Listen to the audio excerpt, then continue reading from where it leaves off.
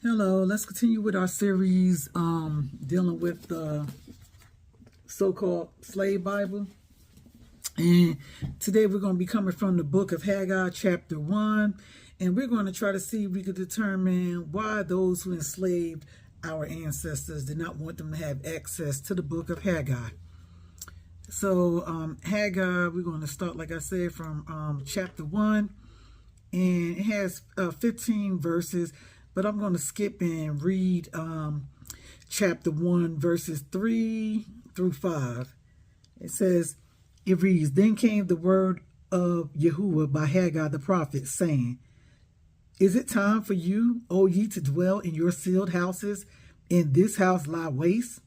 Now, therefore, thus said the Most High, consider your ways. The Most High is telling his people to consider their ways, because at this point, they had came out of the Babylonian captivity. So they was exiled from, after being exiled, they came out of the Babylonian captivity. And they had one time begun to rebuild the temple. But they got discouraged because of, the haters out there. They allowed themselves to get discouraged because of opposition that rose up against them. So at this point, said, so we could see that those who enslaved our ancestors did not want them to ever consider their ways. They wanted them to stay in their sins, under the curses, and in bondage. So they never wanted our people to begin to cry out to the Most High and that they might be delivered. So everything, the Most High, when you read a little further down, it says everything that the children of Israel that they was doing, they would be working in their fields, planting much, but getting back little, no matter what wages they earned. It was like they had holes in their pockets and they were just losing their wages coming out of their pockets. So anything that they put their hands to do, it was not prospering because they were not putting the Most High Yah first. So just like us today, it stands the same today. The Most High does not change. He remains the same. We have to put him first. Haggai 1:14 says, And Yahuwah stirred up the spirit of Zerubbabel, the son of Shealtiel, governor of Judah, and the spirit of Joshua, the son of Jesedek, the high priest, and the spirit of all the remnant of the people. And they came and did the work in the house of the Most High, their Elohim.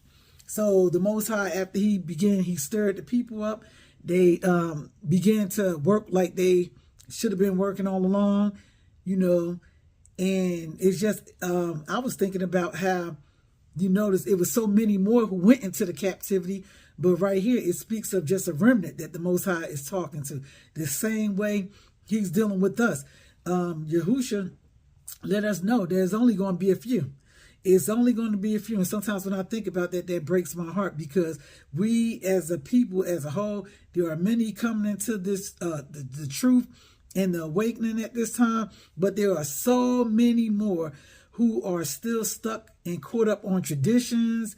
And we are still a people that's stiff-necked, hard-headed, stubborn, and don't want to take heed. So it's only going to be a few.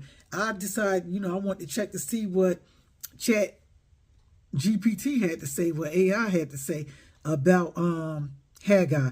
So I asked, the question, why was Haggai removed from the so-called slave Bible? And this is what it says. It says the book of Haggai was removed from the so-called slave Bible because its message was considered spiritually and politically dangerous to enslavers who used the Bible to control enslaved Africans. They're still using it today. Now, I'm not saying the scriptures by no means belongs to the white man, but the white man got hold of our scriptures and used it against us to manipulate us. What was the slave Bible? The Slave Bible, formerly titled Parts of the Holy Bible, selected for the use of the Negro slaves in the British West Indies Islands, was a heavily censored version of the Bible published in 1807 by British missionaries and colonialists. It omitted about 90% of the Old Testament and 50% of the New Testament, deliberately removing passages that might inspire hope, freedom, or rebellion among enslaved people. Now, if this book belonged to them, they could have wrote whatever they wanted in the book. This right here should let us know common sense. This book was not written by them, nor was it written to them, nor was it written for them. It was written to our people. And, you know, it makes me go back to that movie, The Book of Eli. How you see how they was in search for that book. You know, when I first saw that movie, I didn't know what they was looking for. Some book that had power, and in the end, it turned out what did Denzel have? The Bible. So we know they might have took our little holy ancient writings, and yeah, they put them together in a book that we call the Bible now. But them writings were not written to them, or else they would not had to remove all that. They could have just wrote something specifically for us. No, but instead they were omitting scriptures and texts and leaving in others that they could use to manipulate our people. So chat says the question was, why was Haggai removed? Here are the key reasons: empowerment through rebuilding and restoration. Yeah, the book of Haggai, the scriptures that I just read, was like, you know, it's talking about restoration of God's people.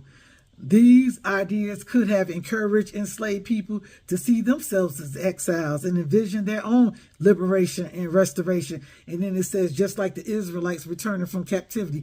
And I had to chuckle at that, because the Israelites, they are us. That's us. Leadership and national identity. Haggai honors the leadership, portraying them as chosen by the Most High to lead a broken people into restoration. So which one of you out there is a leader called by Yah to lead this broken people? Our people, we are truly a broken people even till this day. But the remnant is rising, the dry bones, hallelujah, praise the Most High Yah. The dry bones are coming back together, and breath of life has been breathed into them. So we praise the Most High Yah for that. Prophetic encouragement to action. Haggai is a prophetic call to act boldly and not to delay God's, the Most High's work. It insists that the people prioritize the Most High's kingdom over the empire's economy. The same with us today. We must prioritize the kingdom of the Most High Yah, and not to be so stuck on this empire's, this Babylonian system economy, because it's about to go down. It's going down. And I know some people just worrying about, you know, the dollar losing its value, but I'm going to tell you about the economy of the Most High Yah. It never loses its value. We don't have to worry about it being up one day, down the other. As long as you are in the Most High Yah, He's going to protect His own, no matter what it looks like, because this economy here is going down. So this message undermines the enslavers' narrative that submission was godly. Now, you see what ChatGPT says? This message undermines the enslavers' narrative that submission was godly. You know them verses they like to instill in our people. Servants, obey your masters, obey those who have rule over you, blah, blah, blah. Yeah, they kept those verses in. They didn't omit those, and then they took them out of context and used them against our people to keep us with their slave mentality. Oh, you know, love your enemies. You know, they take that out of context too. Okay, Yahusha did tell us to love our enemies, but they use it to control us so that we can love Master. Master. Did David love his enemies? He was praying so hard against them, and yet King David was considered a man after God's own heart. So yeah, we got to think about all these scriptures that they used against us, and then think about the scriptures that they tried to omit, that they didn't want us to read, and you'll see why, because they are liberating, and they never wanted our people to be liberated. But anyway, until we meet the next time, and we'll be going over Haggai chapter 2 in the next video. Y'all be blessed.